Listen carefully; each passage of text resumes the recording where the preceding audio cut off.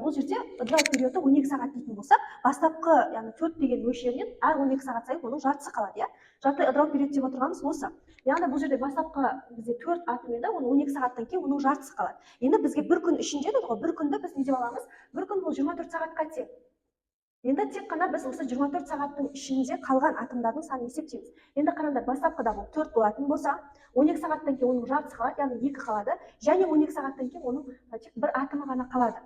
Яғни сонда бізге ыдырамай қалғаны, қалғаны бізде бір көбейтілген оның 6 дәрежесінде. Бізге енді ыдырауға ұшыраған атомдар санын сұрайды. Сол үшін біз бастапқы 4 атомнан азайтамыз 1-ді. Сонда бізде 3 көбейтілген оның 6 дәрежесіндегі ыдырауға ұшыраған атомдар саны шығады.